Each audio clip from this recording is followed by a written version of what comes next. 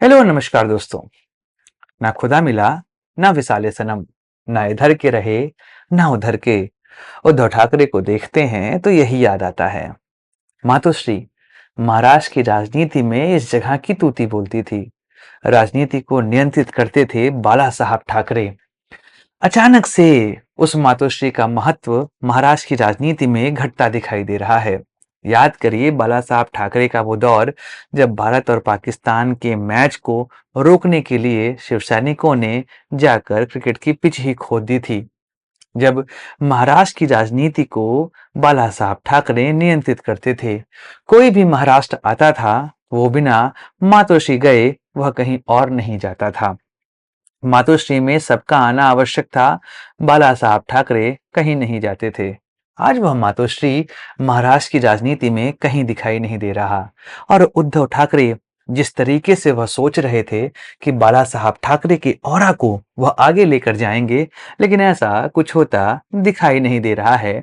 या कहें वर्तमान समय में महाराष्ट्र की राजनीति में वह तीसरे नंबर पे आ चुके हैं। पहले नंबर पे भाजपा, दूसरे नंबर पर कांग्रेस और तीसरे नंबर पर शिवसेना एनसीपी के बीच में झगड़े आपको दिखाई दे रहे हैं। दोस्तों, आज के वीडियो में चर्चा करेंगे उद्धव ठाकरे के बारे में। कारण है कि वह जब से एनडीए को छोड़कर महाविकास अघाड़ी में गए हैं, उसके बाद से न उनके पास अपनी पार्टी बची और ना ही वह रसूख जिसके लिए बाला साहब ठाकरे का परिवार जाना जाता था। इस वीडियो को 3 सेगमेंट में देखेंगे। पहली बात करेंगे उस मुख्यमंत्री पद की जिसको लेकर उद्धव ठाकरे एनडीए गठबंधन को छोड़कर चले गए थे महाविकास अघाड़ी में। फिर बात करेंगे कि किस तरीके से उद्धव ठाकरे का कद लगातार गिरता जा रहा है। और थर्ड एस्पेक्ट में बात करेंगे कि वह शिवसेना जो हिंदुत्व की राजनीति करती थी, वह शिवसेना जिसके लोगों ने कार सेवा में अपनी जान दी थी, आज उस हिंदुत्व के मुद्दे पर उद्धव ठाकरे इतने चुप क्यों नजर आते हैं। और महाराष्ट्र में उद्धव ठाकरे इस समय बीजेपी के हिंदुत्व को टक्कर नहीं दे पा रहे हैं। वह सेकुलर राग अलापते दिखाई दे रहे हैं, जो कि बाला साहब ठाकरे एक दौर पे इसको अछूत जैसा देखा करते थे। सेकुलर जैसे शब्दों को वह अपने राजनीति की डिक्शनरी में शामिल नहीं करते थे। नमस्कार दोस्तों, मैं सुधांशु और आप देख रहे हैं द स्वदेश।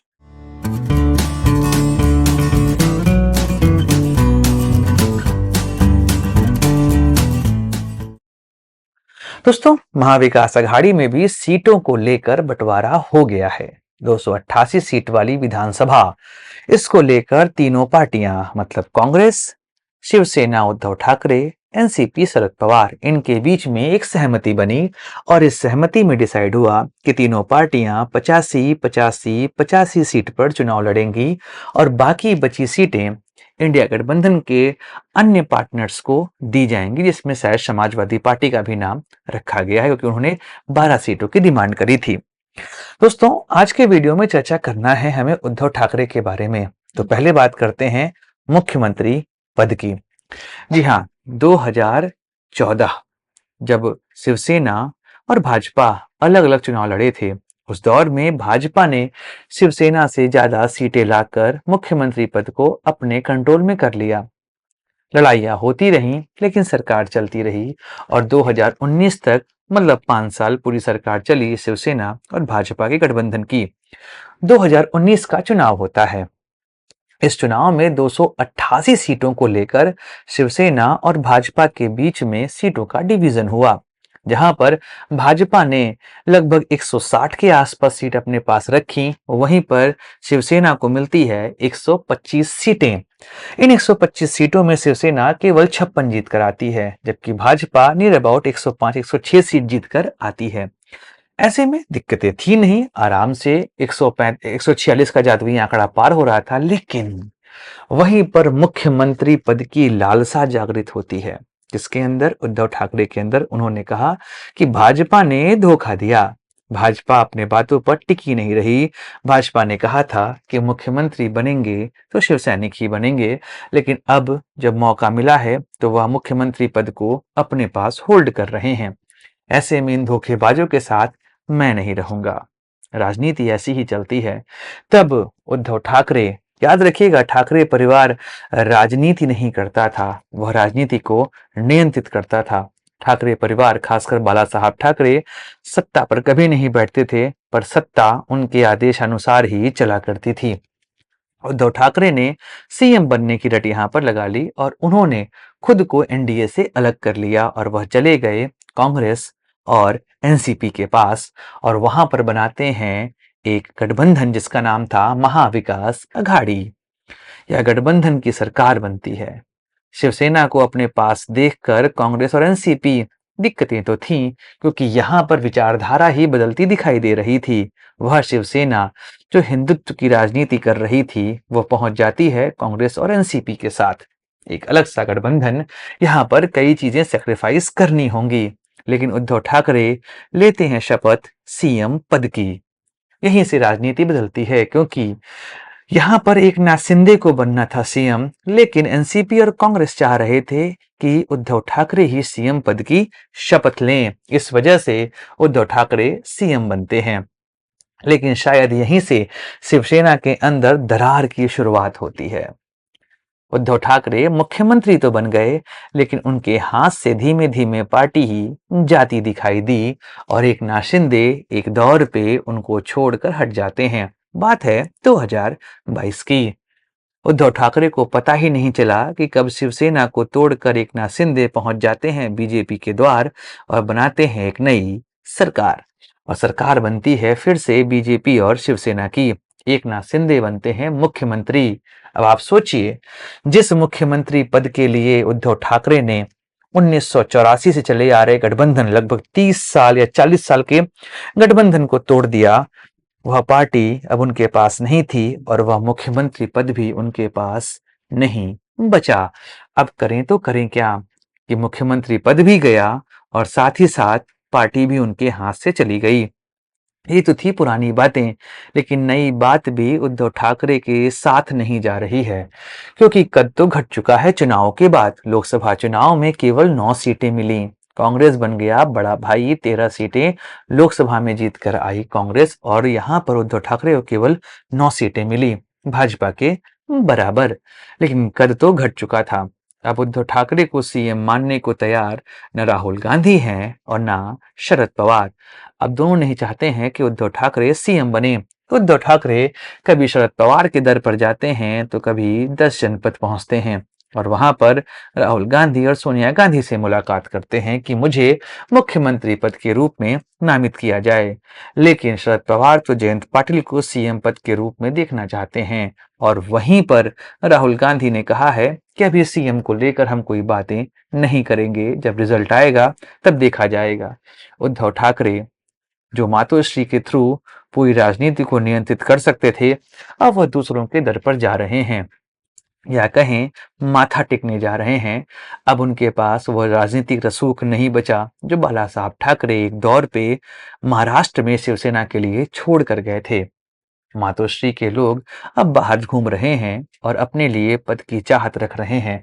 यहाँ तक उद्धव ठाकरे ने कह दिया है कि आप सीएम पद अगर ना देना चाहें तो कम से कम इंटरनली इस बात को कह दीजिए कि सरकार बनने पर उद्धव ठाकरे ही सीएम बनेंगे। कारण वही है, आदित्य ठाकरे को भी स्टेबल तो करना पड़ेगा, जो फिलहाल अभी महाराष्ट्र की राजनीति में स्टेबल नहीं दिखाई दे रहे हैं। तो सीएम पद गया, पार्टी गई। अब बात करते हैं रसूख की। कैसे रसूख घट गया। चलिए वापस से आते हैं 2019, जब बीजेपी और शिवसेना ने साथ चुनाव लड़ा। 124 के आसपास सीटें यहां पर दी गई शिवसेना को। मतलब एक तरीके से बराबर की ही बात चल रही थी भाजपा और शिवसेना में, 50-50%। जी हाँ, दोनों पार्टियों की लगभग बराबर यहाँ पर बातें चलती थी, बराबर ही पावर होती थी। कोई भी पार्टी एक दूसरे को ओवरशैडो नहीं कर रही थी। हिंदुत्व की राजनीति में भी दोनों पार्टियां साथ साथ दिखाई दे रही थीं। लेकिन जब 2019 में महाविकास अघाड़ी बनता है तो वह आधार था 50% कन्वर्ट हो गया 33% में। अब तो शायद वह रसूख भी नहीं बचा।